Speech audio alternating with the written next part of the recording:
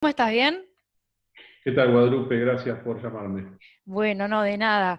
Vos tenés una formación académica de abogado. ¿Esa profesión la ejercés también? Uso el derecho continuamente en mi vida, sí. No, Pe- no soy litigador, aunque puedo hacerlo. Estoy inscrito en el colegio de abogados, tengo matrícula, pero me Ah, dedico básicamente digamos, mi contacto con el derecho es el derecho financiero y bueno, uso el derecho en todas las actividades que realizo, sí. claro. Y lo primero que te quería preguntar es, ¿qué fue lo que te llevó a acercarte al tema de los mercados? O sea, lo digo porque justamente como tenés otra formación, digo, ¿qué fue lo que te llevó en qué momento fue, digamos, y qué fue lo que te atrapó, digamos, de los mercados como para que te sigas Eh, dedicando a eso? Te cuento, mira, yo desde muy chico, desde mi colegio secundario, estudiaba por mi cuenta economía. Y la Ah, economía que yo estudiaba era la economía de las ideas económicas, la economía política, como se decía antes, la política económica, seguía las informaciones de las finanzas públicas y leí básicamente a los principales pensadores de la historia, desde que se fundó la economía como ciencia independiente hasta, bueno, todas las escuelas, las socialistas, las marxistas, Lenin, el keynesianismo, la escuela austríaca de economía, la escuela alemana, la escuela de Chicago. Pero en algún momento de mi vida, ya por mis 25 años, sentí que eso no me explicaba, ninguna de esas corrientes de pensamiento me explicaban lo suficiente el por qué los mercados se movían como se movían. Los argumentos que habitualmente se utilizan para explicar esto, que es consecuencia de la política económica o de tal o cual noticia, a mí yo no le encontraba relación causal directa e inmediata con lo que pasaba efectivamente en las bolsas de valores, o en los mercados de mercaderías, o en los mercados de monedas, o en los mercados de deuda, mucho menos en los mercados de deuda. Entonces me puse a estudiar eso y a operar en los mercados. Y un tiempo después descubrí que había sistemas predictivos llamados análisis técnico, que había muchas escuelas también, por supuesto. Yo estoy acostumbrado al tema de que haya muchas opiniones en cada área del conocimiento y que nadie tenga la verdad y que son opiniones que pueden ser acertadas, desacertadas, pueden funcionar o no funcionar. Así que, bueno, me fui metiendo en los mercados. De hecho, yo era político en esos tiempos y mi retiro de la política, que fue bastante abrupto y repentino, porque yo me había hecho un esquema de vida donde me iba a dedicar a la política, básicamente. cuando eras legislador por las ciudades, ¿en esa época hablas? Sí, sí, sí, sí. Sí, Yo me había hecho esa idea que iba a ser la actividad única y central de mi vida, o sea que iba a ser un político profesional, lo cual fui en realidad pocos años, cuando tuve un cargo público electivo, pero después esta vocación nueva, naciente por los mercados, hizo que me retirara directamente de la actividad política por esto, no por ningún conflicto con la política ni nada. Pero bueno, mi cerebro, si querés saber, está dividido en a ver si tres, contame.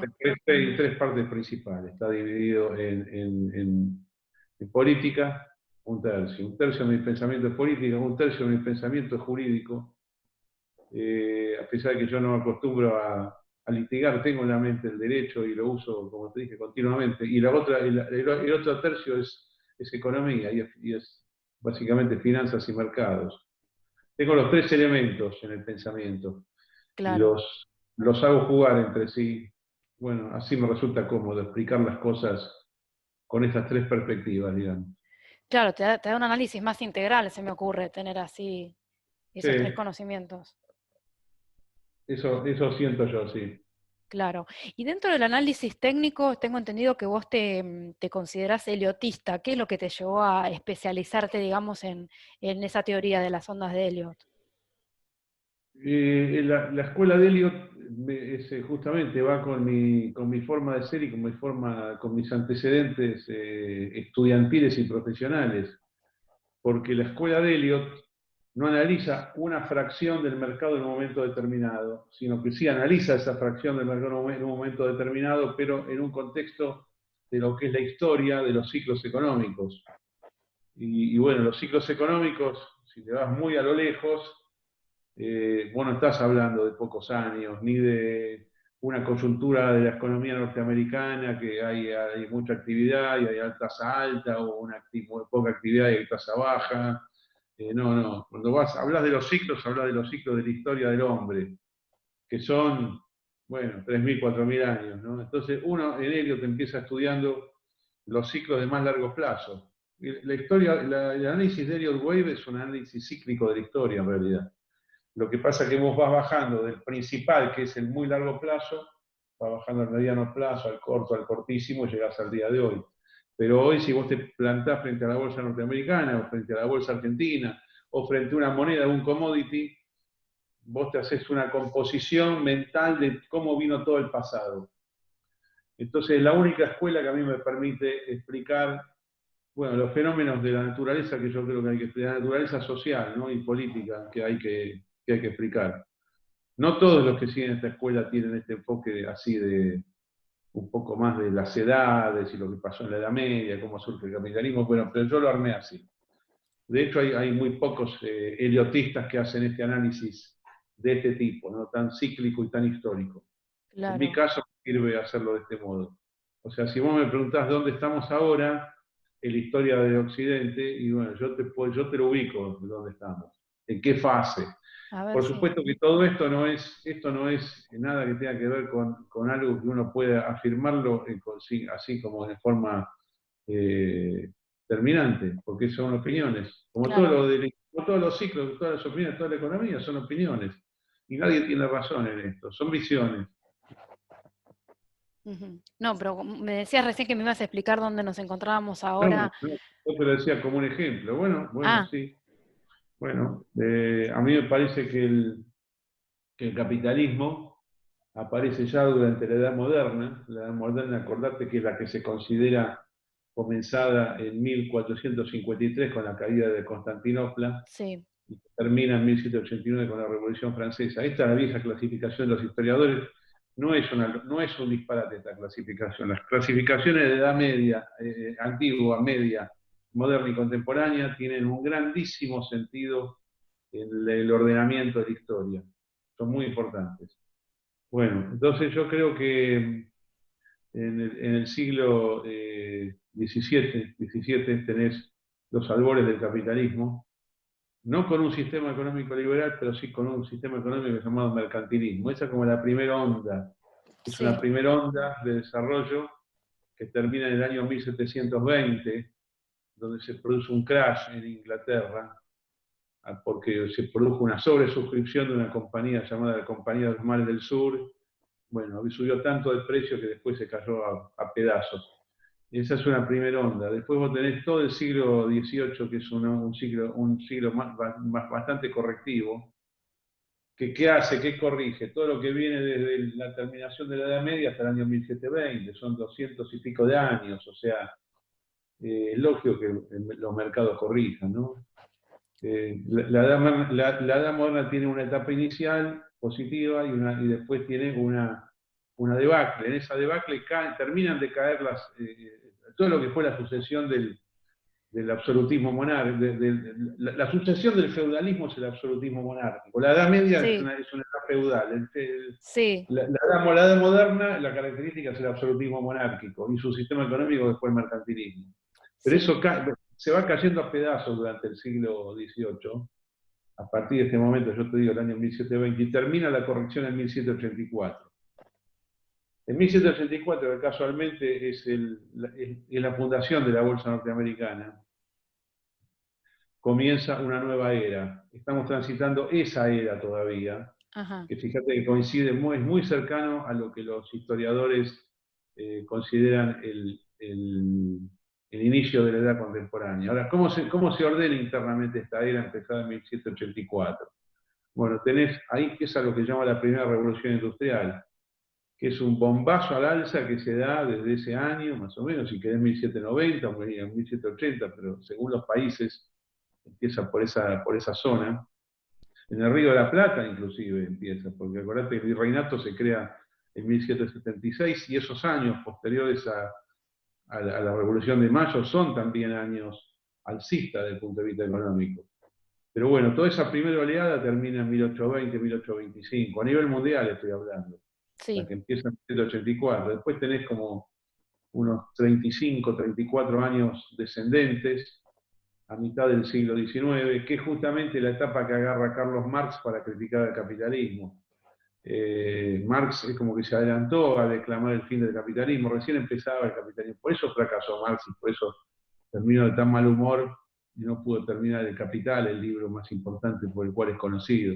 Por Sí. eso es que a las revoluciones izquierdistas que se dan a mitad del siglo XIX, que uno podía pensar, bueno, esto se acabó, este experimento, ahora viene el comunismo se intentaría, digamos, esas primeras oleadas comunistas fracasan porque el capitalismo sale con todo, viene la segunda revolución industrial, viene todo el desarrollo artístico, la Belle Époque, viene el Art Nouveau, el Art Deco, son cosas muy fuertes en la historia, no son cuestiones menores. Claro. Y esto se lleva hasta 1930, directamente, o sea, y se come en el medio la Primera Guerra Mundial, la pasa como poste la Primera Guerra Mundial. O sea, la Primera Guerra Mundial sí es un ajuste, pero no se acaba nada con la Primera Guerra Mundial, ni con la Segunda. Las guerras tienen este tema que son menos bajistas económicamente de lo que la gente cree. Generalmente los desastres se dan antes de la guerra. Pero bueno, vos tenés esta oleada que empieza entonces, para ser exactos, 1869 y termina en 1929 termina. Ujú. Hay un hombre que yo cito mucho, muy, muy prototípico de toda esa oleada liberal capitalista, bullish en los mercados de valores, que es Thomas Alva Edison, gran inventor. El primer invento que hizo Edison fue lo que se llama el ticker de la Bolsa de Nueva York, que era como una cinta mecánica que traía las cotizaciones. O sea, tomaba los valores de la Bolsa de Valores de Nueva York y traía las cotizaciones.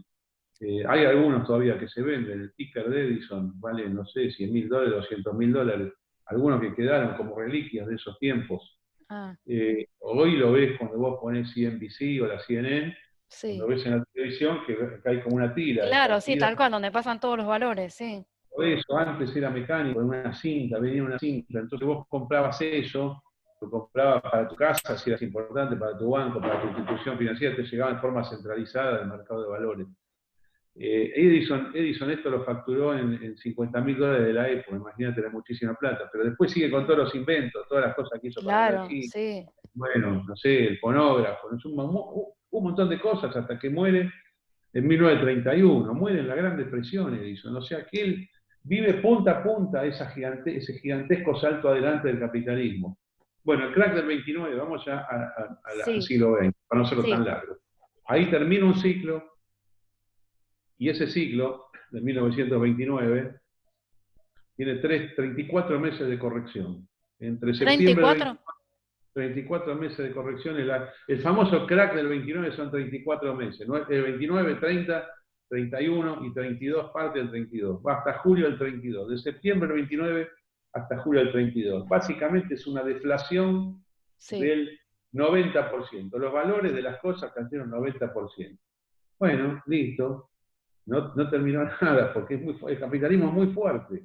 Mm. Los ciclos del capitalismo son muy fuertes. Y bueno, el mercado después arranca, y lo que tenemos de ahí es una oleada del 32 al 37, una caída del 32 al 41, una subida del año 41 hasta 1966, una caída de 1966 hasta 1974, una subida de 1974 hasta el año 2000, una corrección que va entre el año 2000 y el año 2009.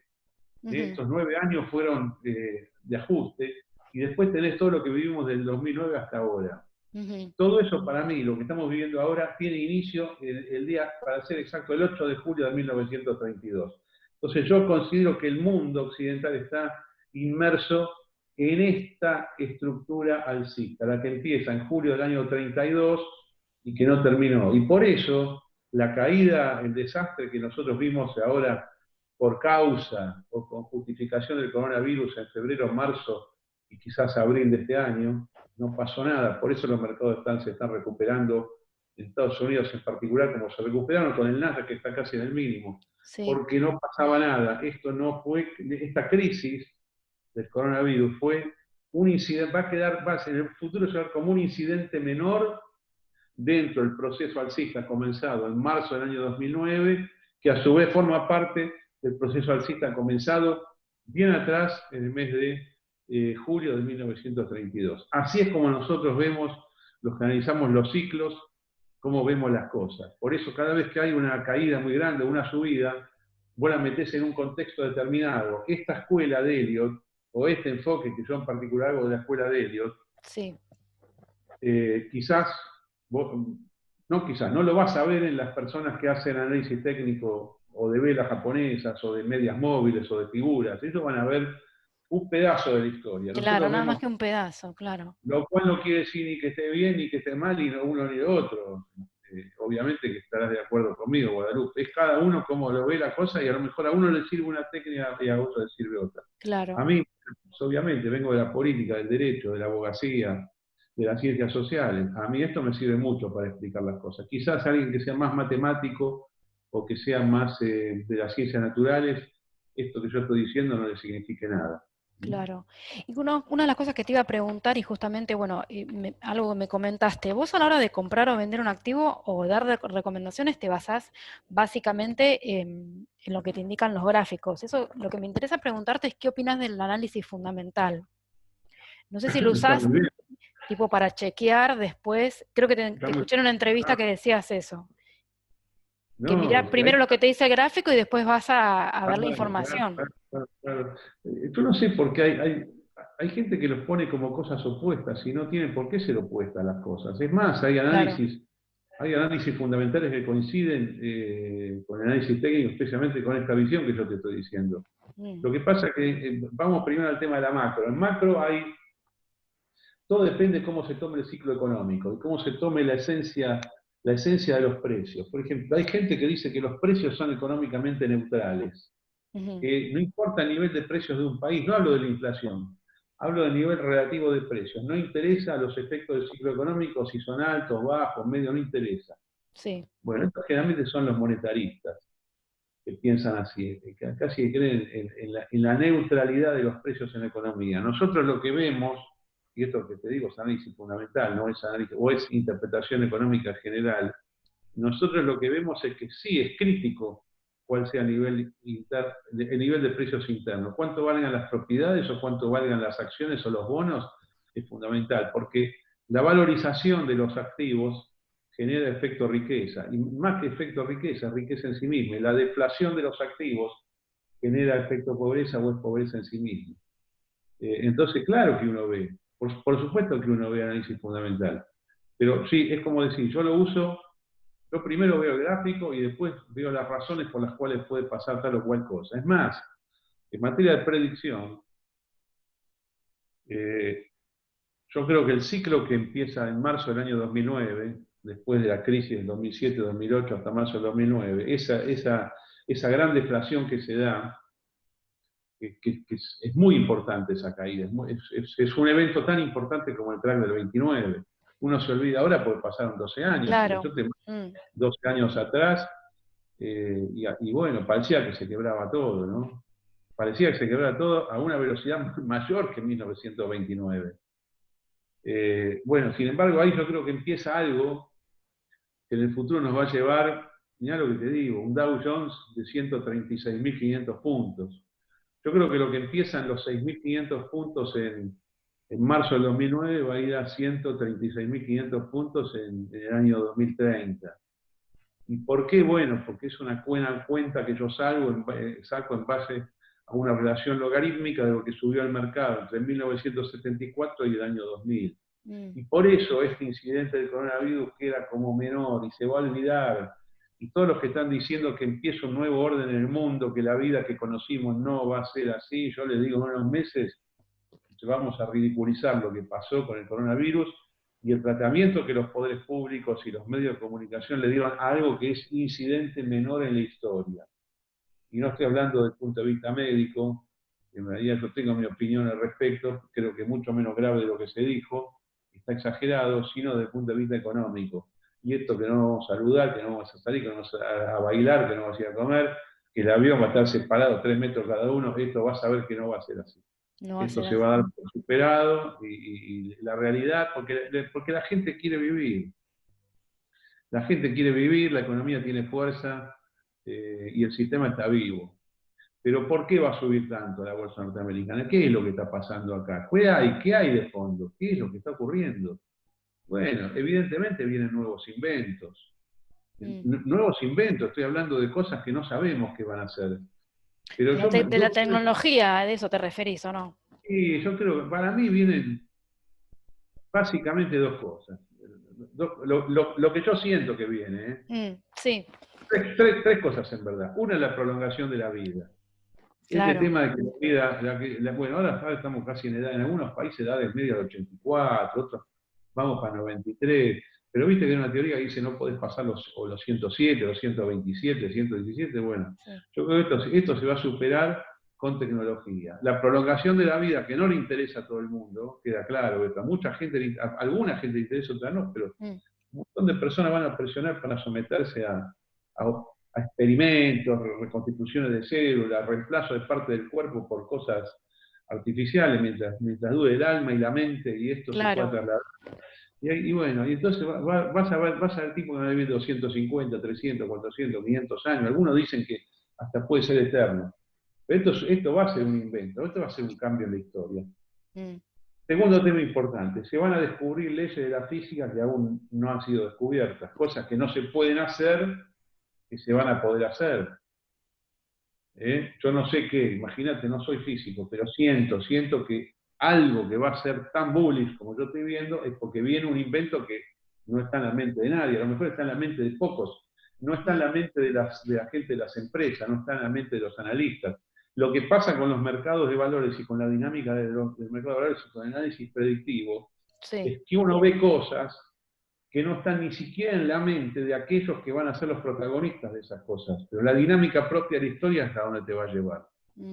Sí, Entonces, entiendo. el tercer tema importante que yo creo que es bullish y no bearish puede ser el contacto o la confirmación, por primera vez en la historia de la humanidad, real, real, no teoría, no un loquito que vio un plato volador, bueno, de que hay civilizaciones inteligentes en otra parte del universo. Ah, Es más, de producirse algún contacto o alguna verificación de que algo de esto está en la Tierra o estuvo en el pasado o puede estar, va a ser la noticia más importante de la historia de la humanidad. y sí. Desde el Homo sapiens o desde la Australopithecus y los Neandertales y todos los tipos de animales, lo más importante de la historia va a ser que no estamos solos. Eso puede llegar a ocurrir.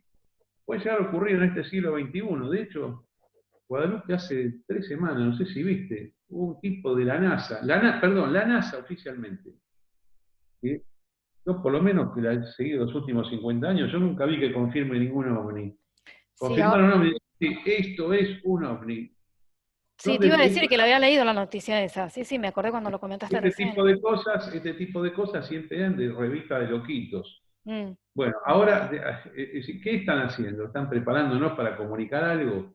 mm, Algo hay. Todo esto, que para mí, por lógica, es una lógica humana, pero yo creo que es una lógica universal. Yo no creo que vengan los platos voladores para reventar la Tierra. Para mí no tiene sentido eso. ujú. No tiene sentido, es absurdo. Es absurdo, porque si vos podés moverte por las galaxias, eso no tiene sentido que te rompas nada, porque para conseguir bienes, o sea, la ciencia ficción violenta en este sentido para mí no es lo que va a prevalecer, sino un contacto de estas características, o la verificación potencial de un contacto, o saber algo de esto, Claro. va a ser motivo alcista y no bajista en los mercados de valores. Y vos decís, ¿cómo puede ser? ¿Y va a haber mercado de valores? Claro que va a haber mercado de valores. Y va a haber precios. Y la gente va a comprar y va a vender. El mundo está muy bien. A diferencia de lo que se suele transmitir, los negativistas, los maltusianos, hay gente que pensaba que con esto iba a aparecer el 15% de la población mundial o más. Bueno, yo estoy del lado positivo. No estoy del lado positivo porque a mí se me ocurra ser positivo ni negativo, simplemente porque es lo que analizo en los gráficos. Todo esto que estoy diciendo que parece ya un poco fantasioso y acepto que vos lo puedas ver como muy raro lo que estoy diciendo en una charla que era de temas económicos, en realidad deriva del análisis técnico que yo veo. Ahí Ahora, va. si querés, mucho más, un poco más al día a día, pero así, No, no, así lo veo. me resulta re interesante por donde se fue la charla, sí. Aparte, lo más interesante es que lo veas en los gráficos, esto que dijiste. Lo veo, lo veo, lo veo. Lo veo porque, mira, todo el periodo que va, te voy a dar las fechas. 15 de enero, hay un tope muy importante que se da en el Dow Jones el 15 de enero del año 2000 y en el Nasdaq el 9 de marzo del año 2000. Ujú. Ahí termina un desarrollo alcista que comienza en octubre de 1974. Pero pongo en términos de Dow, el Dow en octubre del 74 valía 557 puntos y en enero del año 2000 llegó a valer 11.750 puntos. 21 veces subió. En ese periodo vos viste la caída de Nixon, que es piso de mercado la caída de Nixon, el fin de la guerra de Vietnam y de Camboya. Sí. Viste la subida del comunismo en Europa Occidental y la caída, la pérdida de posición del comunismo. Viste todo lo que fue el Big Bang inglés, ya en los tiempos de Margaret Thatcher. Viste Reagan. Ujú. Viste todo Sí. lo que es los fondos de pensión operando en los mercados de valores. Viste subidas y bajas de tasa de interés, viste los topes de las tasas de interés históricas en los Estados Unidos. Hoy yo hablaba con un amigo, le recordé que el bono de 30 años emitido en junio de 1981 tenía cupón, no mercado secundario, cupón 14%. Yo lo vi ese bono. Yo lo Claro. vi. El bono, el Estado norteamericano, hoy que vale 0,50, no sé cuánto, si coloca una nueva edición que ya no coloca más de 30, pero si colocara, Mm. decís, bueno, vale 0,50, hoy, Guadalupe, hoy Amazon.com, Sí. que empezó como una venta de libros online, hoy ofreció una suscripción pide 10 mil millones de dólares al mercado. Yo creo que lo hacen para divertirse, me parece, ¿no? Para probar, mira lo que soy capaz de Sí, hacer, para probar. al 0,4% plazo Claro. largo, no sé si, no me fijé, porque creo que hay un menú de opciones. Bueno, todo eso vimos en la década del 80. En la década del 90, yo estaba en el mercado, muy, muy dedicado, cuando el bono de 30 años, que antes seguíamos el bono de 30, no el bono de 10, bueno, el bono ese le vengaba 7,8% durante el año 96.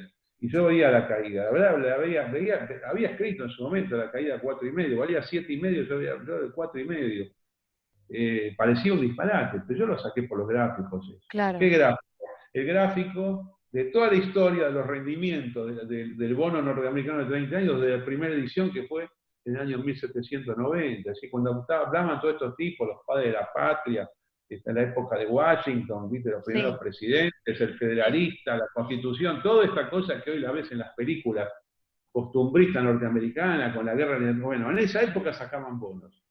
Vos ves la historia de los bonos del gobierno, del Tesoro norteamericano, y ves una evolución de tasa de interés que contempla distintos sistemas monetarios, desde moneda convertible hasta moneda fiat, hasta suspensión de la moneda convertible, validación total de la moneda no convertible, todo esto que vimos que es nuestra vida en realidad, todo eso, bueno, que genera un gráfico y bueno, y ahí vemos la bajada de la tasa de interés, ¿no? Antes el mínimo de la tasa, ¿sabés cuál era el mínimo de la tasa? Era 2% de los bonos de 30 años, te digo, en la época de Pearl Harbor.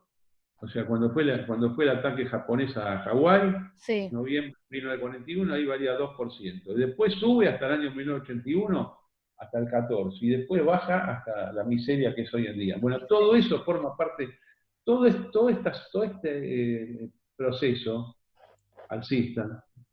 Yo estaba hablando de uno que comienza en 1974. Para mí termina en el 2000.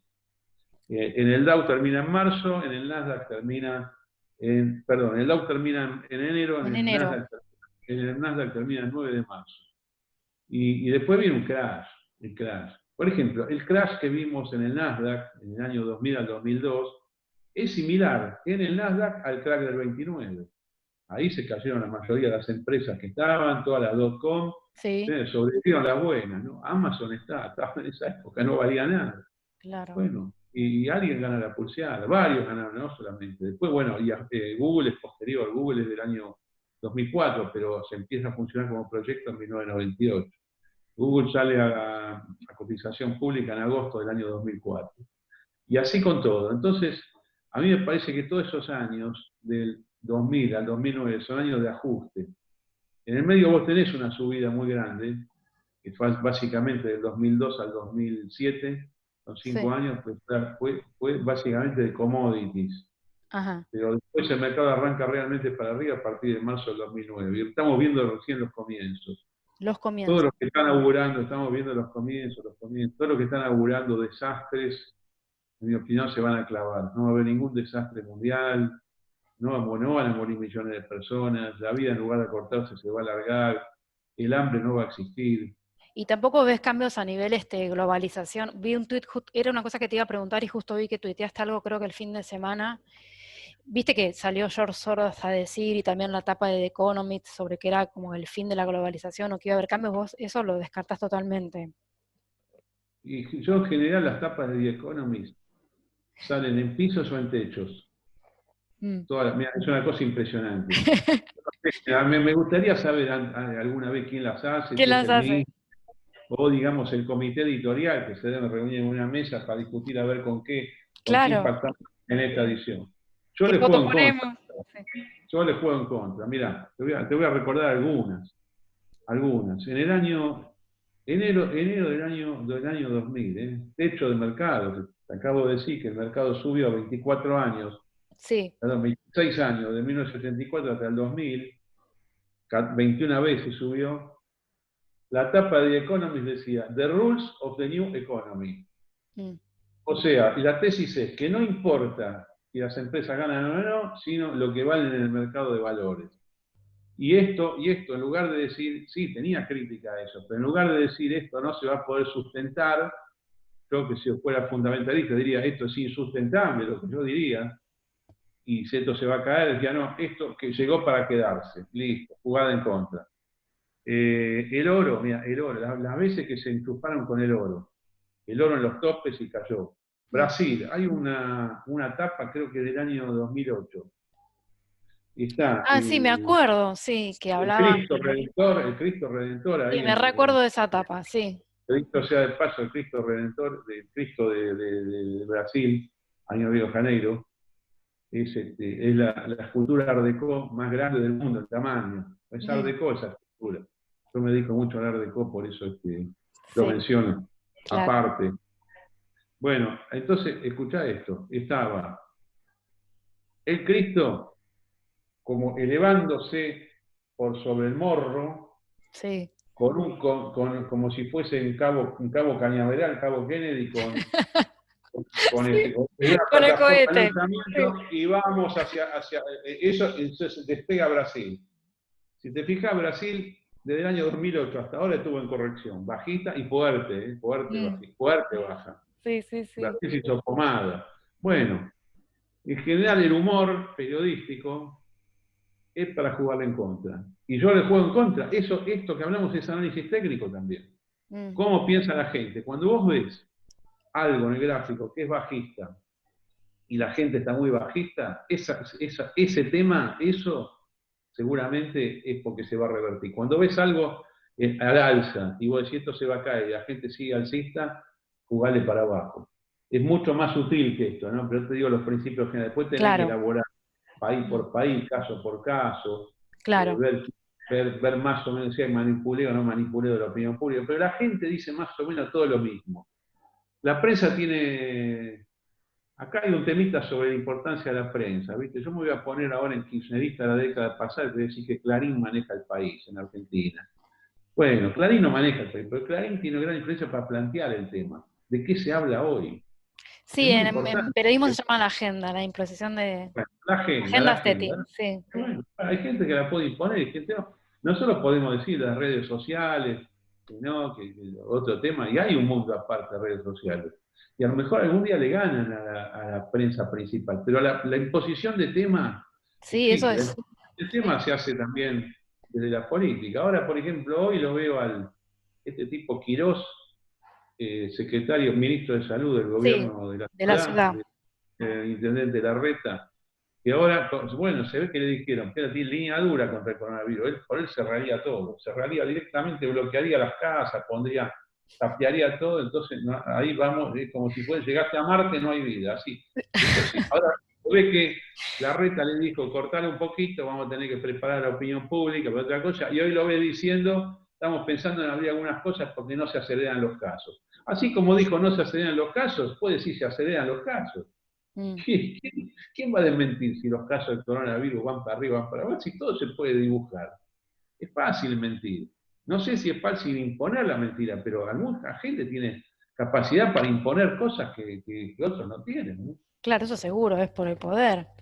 Nosotros en análisis técnico tenemos que desenmascarar lo que vemos como, no necesariamente como maniobras en el sentido conspirativo, pero como ideas generales que no se van a verificar en la realidad. Claro. Sé Por que te eso no quería, estamos en esta conversación del lado positivo, del claro, mundo en general. te quería sacar un poquito del tema ese y hablar un poquito de tecnología, porque vos formaste parte de Patagon, ¿no? Exacto. Me gustaría que me cuentes un poco de ese momento, cómo es que llegaste a formar parte de esa empresa y... Mira, yo te voy a explicar algo, Guadalupe. Yo a todo llego por casualidad, y por las carambolas de la vida. Es raro, Ah, me porque encanta eso, sí. es una cosa extrañísima. No me puedo quejar, pero así es. Mira, yo no tengo, nunca hice un currículum, nunca fui a una consultora de recursos humanos, no puse bueno, en tiempos modernos no usé LinkedIn, y tampoco fui a pedir trabajo. Yo, la verdad, las cosas me surgen de casualidad. Yo era un político, generalmente los tipos que están en política siguen en política porque no pueden salir. Mm, Yo voluntariamente quise dedicarme a los mercados, salí. Y obviamente, yo terminaba mi mandato como concejal en el año 91. Me decía, bueno, ¿qué cargo público vas a ir? Ninguno, ninguno. ¿No querés ser ministro de la ciudad? No quiero ser nada, no, está grande. Me hacía medio como el desentendido, porque ¿cómo iba a justificar yo que venía de la política? mm. Bueno, entonces ahí no empecé, continué haciendo algo que yo hacía en esos tiempos, que era operar en los mercados. Sí, Y a ya mí te generalmente gustaba y ya estabas en el tema, sí. claro, pasa que dije, me voy a dedicar a esto. Entonces me empezaron a invitar de las mesas de dinero de la City a sentarme en una posición para, bueno, para operar lo mío, para trabajar ahí. Sí. Entonces yo de casualidad entré en una, en el año 96, llamada Inves Capital, que estaba ahí en Sarmiento y San Martín. Y de casualidad, todo es casualidad, en el año 1998, un día llegan unos chicos jóvenes de universidad privada, hablan con el dueño y le dicen, nosotros queremos esta casa de bolsa, si usted lo permite, convertirla en una casa de bolsa para trading online, que recién empezaba en Estados Unidos, lo queremos hacer en América Latina.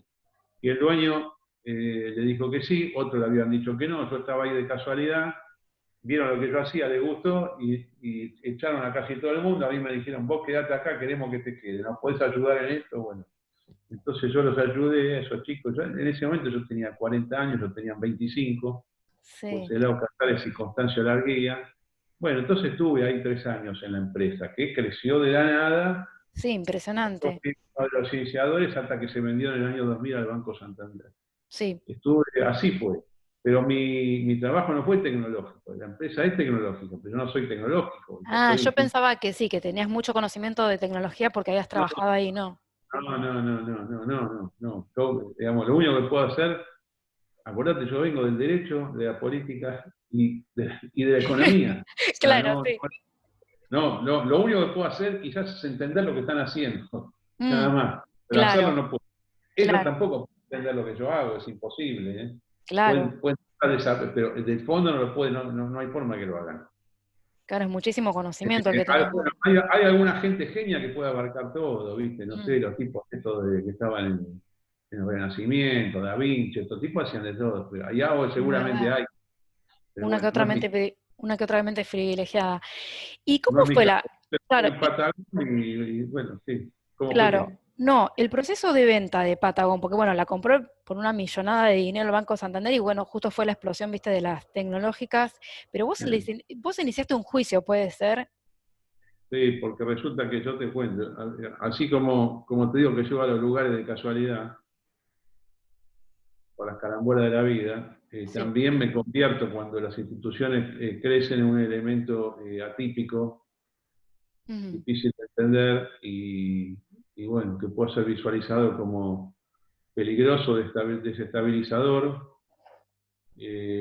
Bueno, incomprensible. Una cosa es que yo esté en un grupo de 20, 30, 40, 50 personas y otra cosa que la institución haya 300, 400. Cuando hay 300, 400, hay gente como yo que viene de la base, sea Sí, financiera, tecnológica, lo que sea, pero después viene gente que viene de la economía tradicional, entonces empiezan a armar organigramas, empiezan a ver lo que hace cada uno y se encuentran conmigo. ¿Y este tipo qué hace? Este tipo hace esto, esto, esto, esto. ¿Y cómo hace todo esto? Y bueno, porque lo hacen. Lo hace bien, lo hace bien. Gana, sí, gana bien. Pero, ¿cuál es el problema? No, no puede hacer todo esto. Bueno, tarda un tiempo largo hasta que me remueven de esas funciones porque justamente las hago yo con algún grado de aceptación o de eficiencia. Lo que se produjo en el año 2001 es una interna en Patagonia. Una interna, una interna. sí. Algunos de los nuevos gerentes que habían entrado a la empresa, no en Argentina, sino en los Estados Unidos, hicieron un planteo diciendo o Malatón o yo, o Malatón o nosotros. Entonces el CEO, o el CEO Casares, me llama a Miami, me dice, venite a Miami, queremos que te vayas de la empresa. No, yo no me voy de la empresa.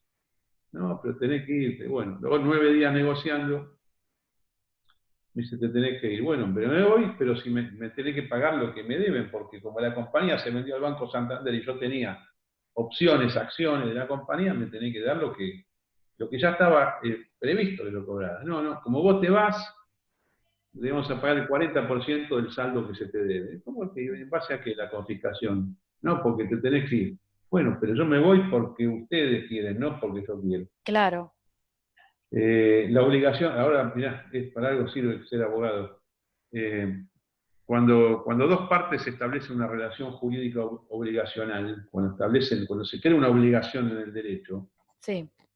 el deudor de la obligación no puede decir yo me desvinculo a mi propia voluntad de la obligación. No puede ser, una obligación es obligación. Mm, Si el deudor dijera yo me desvinculo de la obligación porque se me da la gana, eso en el viejo Código Civil argentino llamaban obligaciones meramente facultativas. Y Vélez Arfiel, el codificador argentino, dijo que eso no eran obligaciones, sino que es como una obligación en broma, no valen. Bueno, lo que Patagón quiso hacer conmigo, el Banco Santander, es imponer una obligación meramente facultativa. Y mm, yo lo que hice fue defenderme en los tribunales. Como me iba a defender en los tribunales acá, me demandaron en Estados Unidos, en Nueva York primero y en Miami después, asumiendo que yo no me iba a defender. El tema es que mis características de combate en la vida, sí, yo voy hasta el final, a mí, no, porque vos fijate la teoría que había, Malatón no se va a desgastar en un juicio, no va a gastar 200.000, 300.000 dólares, o no va a rifar su acción, reputación sí, porque quizás busque otro trabajo y quiere tener buenos antecedentes. ¿No? Te acabo de decir algo, ¿no? No busco ningún trabajo, las cosas vienen porque claro, vienen. sí. Y si me censuran, me bloquean, me tachan, lo que sea, a mí me da lo mismo. No voy a hacer nada al respecto. Bueno, Mm, resulta que yo combatí en los juicios, los que inicié los gané y donde fui demandado también lo gané. Después se produjo un impasse, una negociación y ahí terminamos, ¿no? Así fue. claro, claro, qué interesante. Bueno, volviendo al tema de los ciclos, lo que hablábamos hace un ratito, ¿no? ¿Vos entonces crees que el ciclo positivo que empezó a nivel mundial en 2009? Ah, no, perdóname, esta es una pregunta que tenía anotada, pero ya vos solo me la respondiste porque me hablaste justamente del ciclo este. Te quería preguntar una cosita que no sé, quizás te saca un poco por tu forma de ser, digamos, pero te quería preguntar, ¿viste el famoso balance de poder entre las potencias mundiales, ¿no? Mm. ¿Vos estimás o crees, no sé, o qué vislumbrás que puede pasar entre esta guerra que hay entre China y Estados Unidos? Que la va a ganar Estados Unidos. Eso es Ujú, lo que yo creo. La va a ganar Estados Unidos porque es un país democrático y porque tiene moneda. Tiene una moneda que cotiza en los mercados y que flota. En cambio, China tiene una moneda artificial de tipo de cambio fijo que no flota en los mercados y es una dictadura. ujú. Este tema de que todo va a ser en China, yo no lo comparto, no creo que es lo No, que vaya a pasar. no lo No, compartís. no tiene historia, no tiene política internacional, tiene un partido comunista muy eficiente, ¿no? Pero bueno, no olvidemos esto, China la gobierna el Partido Comunista. Es Sí, una dictadura, Las dictaduras pueden andar bien. De hecho, cuando hablamos hace un ratito, el mercantilismo eran todas dictaduras. Y sí, funciona, pero después viene algo mejor que lo supera. Estados Unidos es una sociedad extremadamente compleja, no es un país en verdad, son un montón de países dentro de un país, Sí. con un gobierno federal que está no por arriba, sino que tiene determinadas competencias, su economía está a pleno, los inventos se dan en Estados Unidos, o compran lo que sea necesario, la gente entra y sale, transita libremente. Mm, No, Estados Unidos, pero sin duda, sin duda. A sí. veces se lo ve débil a Estados Unidos, a veces, especialmente después de Vietnam en adelante, que fue una derrota militar. Vietnam y Camboya fueron derrotas, pero yo creo que vos tenés de repente flashes como Donald Trump que van a poner las cosas en orden y van a ganar todas las pulseadas. En la- Y sí. sí, Me interesa también saber cómo es que llegás a hablar de caídas importantes, que habla esto, me acuerdo que lo leí, creo, o te escuché en una entrevista que decías que iba a haber caídas importantes, creo que era a nivel mundial, en el año 2030 y 2043. O sea, en base, sí, sí, eso bueno, lo mismo te lo anticipan los gráficos, lo de con el claro, análisis claro, elotista. claro, claro, pues es muy difícil que un mercado suba más de 21 años sin una caída importante, ¿no? Ajá, Si vos más 21 años al 2009, sí, y yo creo que hay una ventana de caída. Y después está 2043 menos 9 son 34. El otro ciclo importante es el de los 34 años. Por eso yo veo ahí 2009 o 2043. ujú, Pero van a ser caídas, van a ser importantes, van a ser tipo 2009 o van a ser caídas tipo 1974. No creo que sea 29, no creo que sea la que te mencioné al inicio de Inglaterra del año 1720. sí, Esas vienen más adelante, vienen.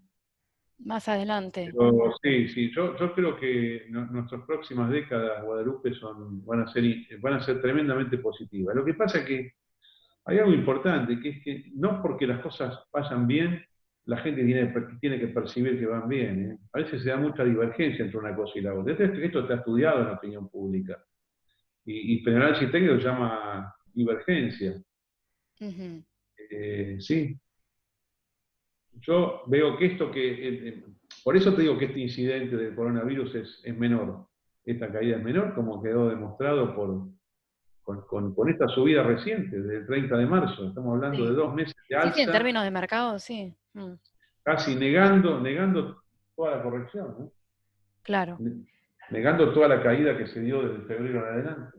Claro, y volviendo un poquito a hablar de Argentina, ¿no? En términos económicos, vos situás el techo histórico de Argentina en el año 1966, puede ser, Sí, antes antes del golpe de Onganía. Y ahora, sí. ¿por qué es que vos ves el piso en octubre de 2021? Hay varias relaciones técnicas que me llevan a octubre del 21. Mm, Se cumplen 55 años de corrección. 55 años de la serie de Fibonacci es muy importante, también es un número cercano al ciclo de Kondratiev.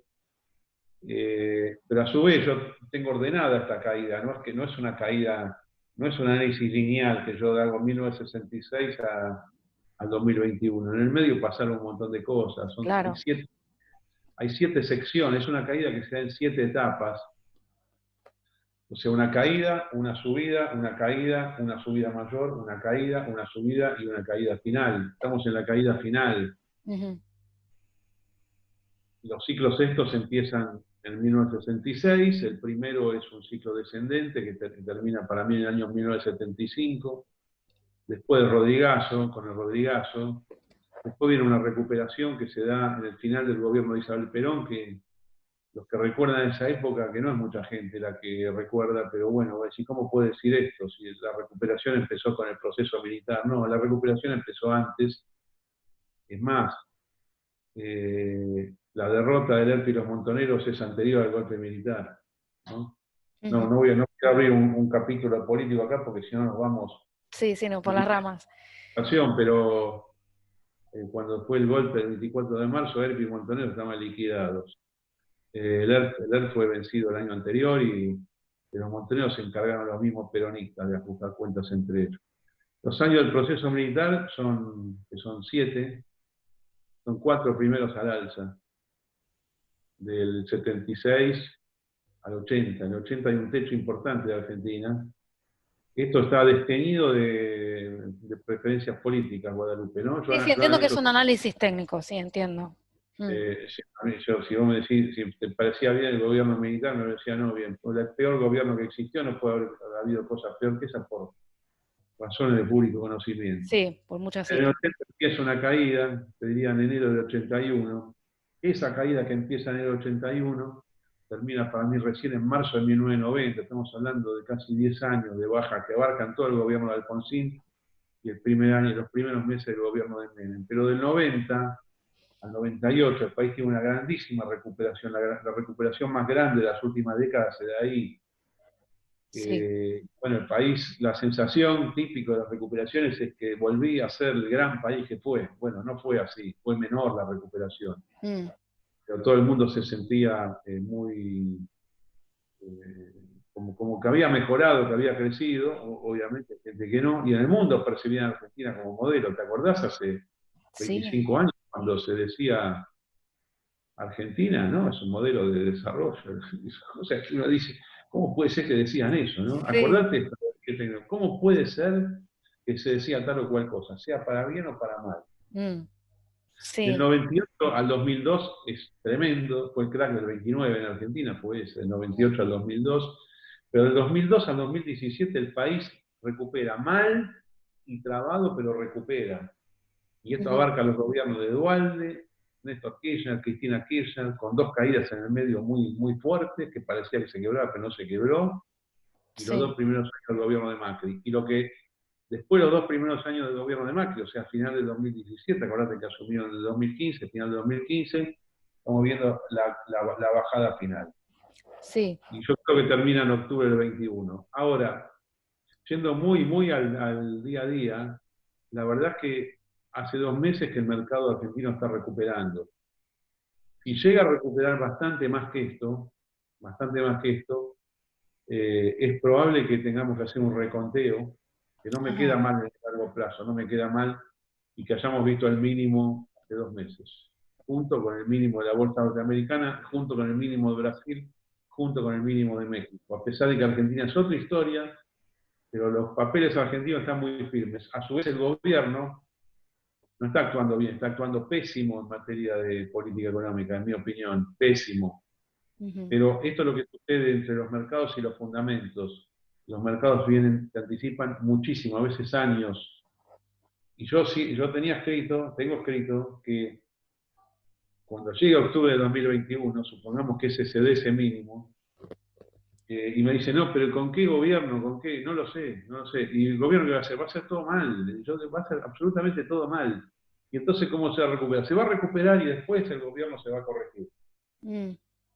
Quizás esto se está adelantando un año y medio antes, puede ser, Eso es lo que puede estabas ser. diciendo, que quizás eso, el piso no sería en octubre de 2021, sino que ya pasó. Habría sido abril del año 2020. Pero no, eso son hipótesis de Hipótesis, trabajo. claro. Por el momento me mantengo con octubre del año 21. Especialmente porque no hay, acá no tenés que entrar en consideración solamente de lo que es el sector de empresas cotizantes en forma pública, sino un montón de factores, además de cosas que hay que arreglar, que llevan su tiempo.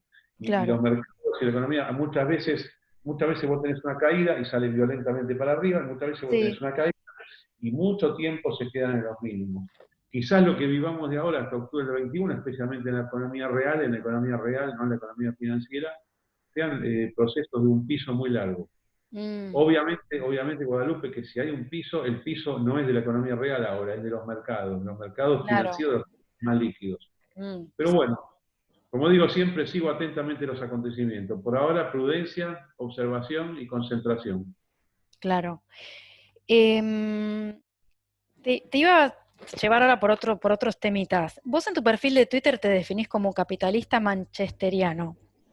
¿En qué momento te acercaste a esa escuela económica? ¿O qué es Siempre, lo que más te ¿no? identifica? Siempre, siempre, porque yo soy un liberal clásico. Yo no soy un libertario norteamericano. Ajá, Soy un liberal del siglo XVIII. Yo soy del liberalismo francés, inglés y norteamericano, de los tres. De los tres. Te diría que en orden de importancia el francés primero, ¿no? Y después el norteamericano. El inglés es mucho más anterior.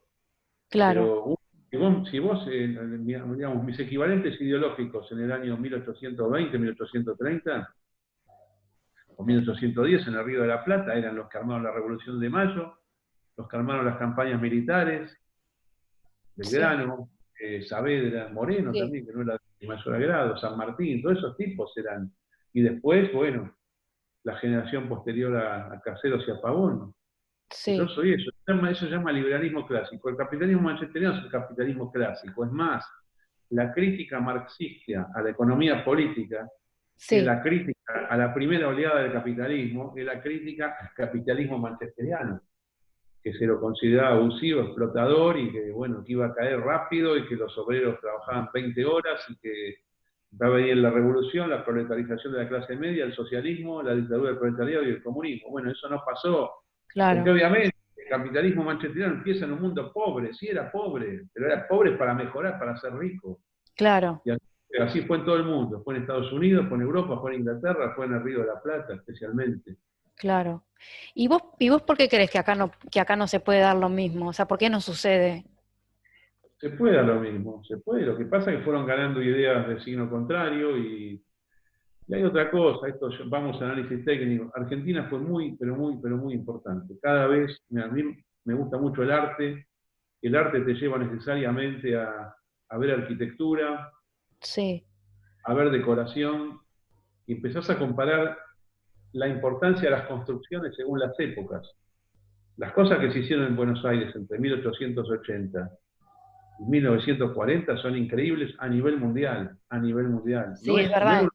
Mm, No era un lugar menor, no era un lugar menor desde ningún punto de vista, inclusive desde el punto de vista de la cultura, no sé si era más importante el Río de la Plata, Buenos Aires, que otras ciudades del mundo, a nivel cultura, a sí, nivel economía era importante, y a nivel arquitectura, lo que queda, lo que vos ves hoy, esos monumentos en esta ciudad. sí, Y además hay películas, de películas inglesas y norteamericanas ya de los años 20, 30, donde hablan de Argentina como un fenómeno increíble. Esto lo tenemos olvidado. Quizás la oleada alcista argentina después de Caseros y de Pavón fue tan grande que estamos pagando las consecuencias, ¿no?, de eso todavía. mm, Y el país tenga ciclos mucho más violentos, mucho más desordenados, producto de un montón de factores culturales de Argentina, y haya necesitado 5 décadas y media para corregir. En estas 5 décadas y media, que empiezan la década del 60, 66, año 66, puede ser 69 que haya empezado, pero más o menos por esa época. sí, Acordate que en Argentina creíamos que éramos los mejores del mundo.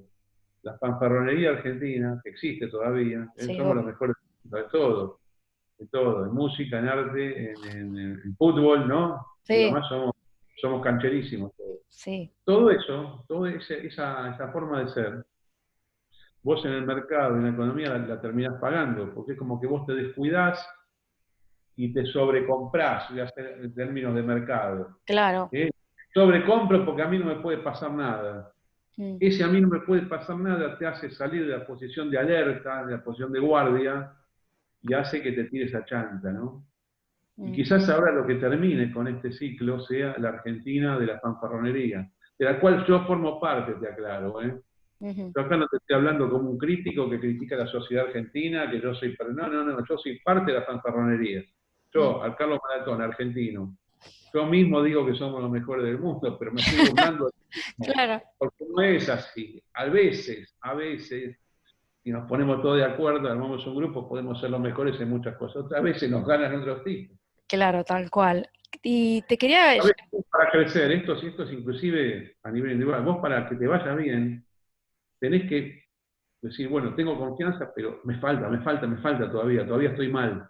No tirarte abajo, no autodestruirte, pero tampoco el otro extremo. no, no más vale. No, eso no. ¿Sabes qué te quería preguntar también?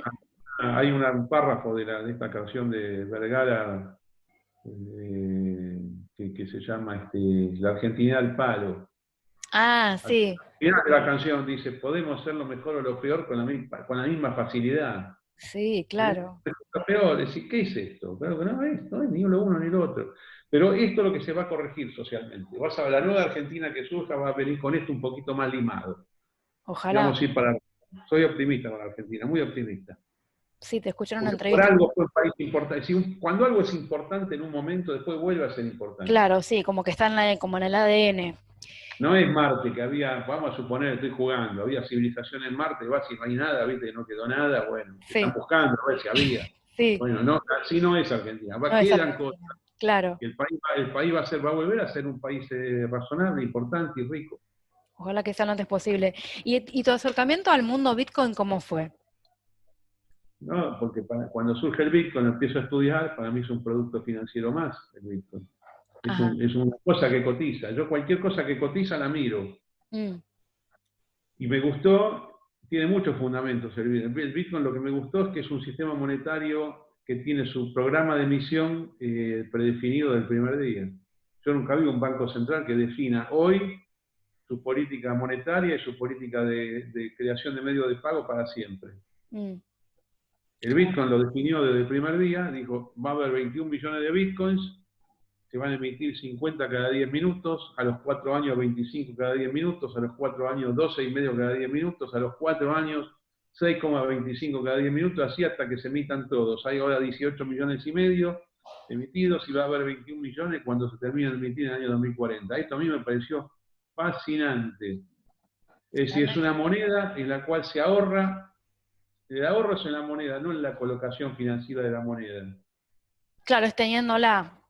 Teniéndola porque tiene la escasez. O sea, el Bitcoin, la característica tiene la escasez. Claro. Por supuesto que el precio de las cosas está determinado por dos elementos, la escasez y la utilidad, ¿no?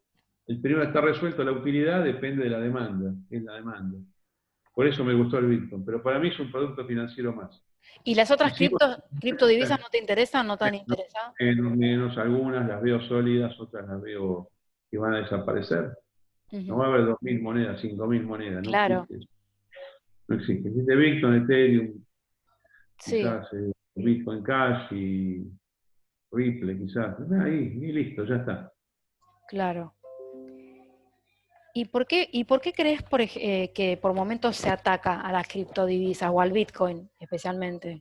El establishment financiero, primero esto fue, lo tomó por sorpresa. Esto sale, Claro, esto se crea durante la crisis del 2008-2009, donde sí, los bancos estaban al borde de la fundición y tenían que ser rescatados, los bancos, las tal cual, compañías de sí, seguros, las casas de inversión como Merrill Lynch. O sea, nos hemos olvidado que Merrill Lynch, Bear Stearns, Lehman Brothers, todo eso se fundió. Eran casas bancos de inversión. sí, sí, Eh, grandísimos. Otros bancos tuvieron que ser rescatados, un montón de bancos tuvieron que ser rescatados, capitalizados. Ahí se crea el Bitcoin. A su vez, toda esa etapa es una etapa donde se da muchísimo hincapié a la política antilavado de dinero. Entonces, vos fíjate, empieza a operar el Bitcoin cuando valía centavos, $1, nadie le prestaba atención. Pero de repente tenés un rally importante en el año 2013 que sube, no sé, de $30 o de menos, a $15, sube hasta 1.100, 1.163. Y aún así tampoco llamó la atención. En el año 2014, un año de caída, se cae de 1.163 a 157. Pero ya a los 2 o 3 años después de eso, 2016-17, ya cuando empieza a valer 2.000, 3.000, 6.000, así hasta 20.000, bueno, hay transferencias de dinero que la gente se compra y se vende Bitcoin contra dólar, o contra euro, contra franco suizo, contra yen, contra libra. Y esas transferencias empiezan a ser objetadas primero por los departamentos de compliance de los bancos, que dicen esto qué es, y Mm, no sabían qué era. Primero claro, pasaba, después no pasaba, hasta que uno se puso a estudiar, pero y bueno, es como algo que está casi en el inconsciente del sistema financiero. Esto no lo podemos permitir. mm, Aun cuando los gobiernos en general, especialmente el gobierno democrático, no atacaron al Bitcoin en particular, pero mm, el sistema de los bancos sí. claro, Entonces, ¿qué hago yo? Bueno, yo declaro la inconvertibilidad del Bitcoin contra mi moneda. Vaya frase, esa frase es mía, no la usan ellos, pero yo te estoy explicando lo que ellos hacen. Dice, mi moneda no se puede cambiar con el Bitcoin, no puede pasar por mi cuenta bancaria. Mm. No, pero mirá que yo acá te estoy armando un sistema de compliance perfecto, tengo mejor sistema de compliance que vos, banco. Acá no pasa ni un narco, ni un tratante de mujeres, ni un Sí, secuestrador, nada, no pasa por acá porque lo vemos. No importa. No me gusta lo que haces porque no me gusta, porque te tengo miedo, entonces yo digo que no me gustás y a vos te tacho de infamia. La tacha de infamia, una vieja norma del derecho romano antiguo, de la República Romana, que le sí, imponía el censor, que no es la prohibición, nada, tacha de infamia. ¿Eh? claro. Mm. Estados Unidos, que es muy parecido a la Roma antigua, es la tacha de infamia. Vos no mereces esto. Te mato, no te mato, preso, no te preso, pero vos esto no lo podés hacer. Pero bueno, yo creo que la batalla del Bitcoin la gana Bitcoin. La gana Bitcoin. Así como te dije, Estados Unidos le gana a China, Bitcoin le gana a la moneda fiduciaria. Que no es contra la moneda fiduciaria, que tiene que existir, ¿eh? La moneda de los estados va a seguir existiendo. Es ¿Vos te simplemente imaginás que, una convivencia de... sí, porque no hay monopolio. Guadalupe, ¿dónde viste un monopolio de algo? Alguna gente, los tecnológicos que están en Bitcoin, dicen, no, esto va a suprimir a la moneda. Le digo, pero ustedes son dementes. Le digo, ¿cómo va a suprimir a la moneda? Mm, ¿Dónde vieron una sola cosa, una moneda en la historia del mundo? No hay una moneda. mm, Hay una moneda, hay un país. claro, El país universal. ¿Viste que hay gente que suena en un solo mundo, sin divisiones? sí, Es fácil que se convierta en una dictadura, ¿no? Un mm, país no puede haber, tampoco puede haber 4.000 países, pero hay 200. No claro, es irrazonable que haya 50 países, 50, 100, 200. La claro, moneda pasa lo mismo. Además, la claro. moneda, dice, no, la moneda se usa para comprar y vender productos. No, está bien, pero también es importante que las monedas entre sí coticen. Esa es mi opinión. Eso, Democrática y liberal. Bien, bien liberal de mercado, bien de cotizaciones. vos te imaginás Bien así el futuro en relación al Bitcoin. yo creo que va a andar bien. Bitcoin anda excelente, vale, $9.500 ahora mientras estamos hablando. Sí, es impresionante. Y te hago dos o tres preguntitas y vamos terminando la entrevista porque ya nos extendimos bastante. Estaba viendo ahí el relojito. Para vos, ¿cuál es el peor o el principal error que cometen los inversores? La palanca, el leverage. El apalancamiento. Sí, sí, sí, sí, sí. Es Ajá. una cosa, es algo absolutamente terrorífico el apalancamiento. El apalancamiento generalmente te lleva a la fundición. Mm, claro. Y todos los cursos que se han dado sobre leverage y todos los papeles que te hacen firmar quienes te proveen leverage, no es que no sean claros, jurídicamente están bien planteados, Mm, pero no consiguen transmitir a la persona inversora novata el mm. peligro que significa estar comprado por más de lo que uno tiene. Ay, sí. Y cuando hablamos de derivados financieros es peor todavía, porque la gente cree que dice, no, pero yo tengo plata para comprar este set de opciones de compra y no debo nada. Sí, pero vos estás comprando sin leverage algo que en sí implica leverage. Y vos lo que va a sufrir tu producto son los efectos apalancados del activo subyacente tal cual se mueva.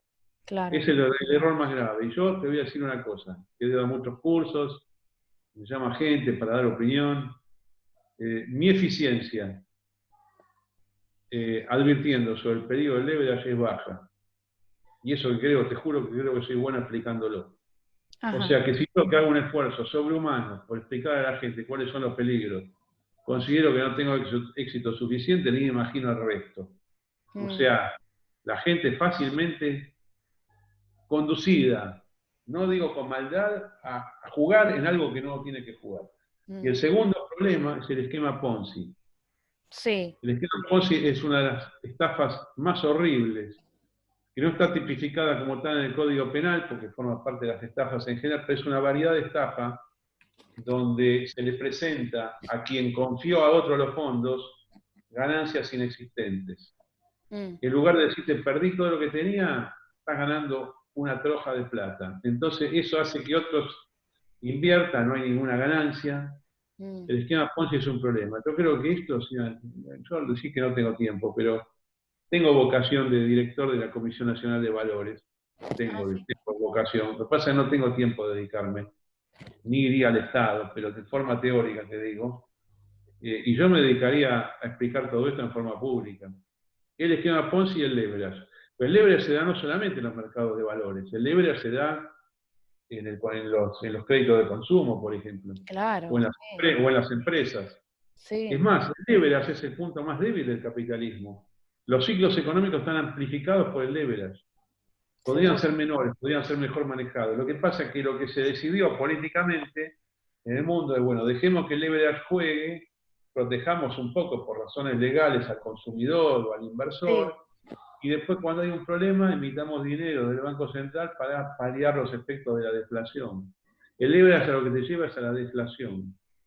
Cuando los precios no pueden subir más, porque no hay más oleadas de compradores que releven las posiciones para que continúen subiendo los precios, los que tienen que vender son los que estaban apalancados. Y esos son los que ocasionan la deflación y la quiebra en la economía. Así que bueno, son dos fenómenos que yo objeto, combato, y bueno, advierto en esta nota con vos, advierto que estas dos cosas. Para el que lo entienda, para el que no lo entiende, bueno, que lo busque. claro. Leverage y esquema Ponzi. Luz roja, Dos de mi parte. advertencias, claro. Sí. Y te hago la última pregunta un poquito personal. Leí por ahí que tu mujer es abogada y astróloga, ¿puede ser?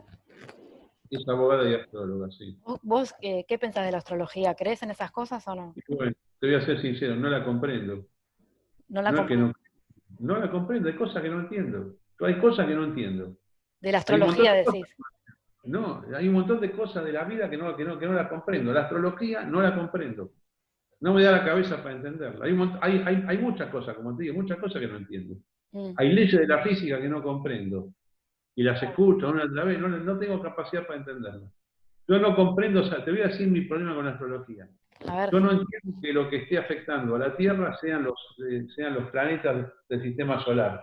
Mm, Digo, ¿por qué el sistema solar y no otros sistemas, otra galaxia? ¿Por qué? Y claro. después otra cosa que me decepciona es la historia de Plutón, porque la astrología lleva miles de años, ¿no? No sé Sí. cuántas décadas. Bueno, y entonces resulta que Plutón no estaba descubierto. Creo Mm, que se descubrió en 1930 Plutón, por ahí. Y después, entonces hay muchas teorías sobre Plutón. Y después, hace pocos años dijeron que Plutón en realidad no era un planeta, porque no tenía la estructura del planeta, no sé, está muy lejos, no sé cuál es el problema. Entonces me sí. lo sacaste a Plutón. Claro, como que te hace ruido eso. Yo estoy acostumbrado a que el Bitcoin, vos me das el programa monetario, se define el día 1 y sigue hasta el final. No me Claro. cambié la regla de juego. Así que no comprendo la astrología. Así nomás. No es mala onda, no es mala onda, me encantan los astrólogos, me gustan las astrólogas, los escucho, pero no lo comprendo. Así que no puedo decir algo que no comprendo. ¿Está bien, Guadalupe? Bueno, Carlos, vamos a cortar la entrevista, dale. Muchísimas gracias por la atención. Estamos Bueno, en línea. muchas gracias a vos. Chao, hasta luego. Suerte.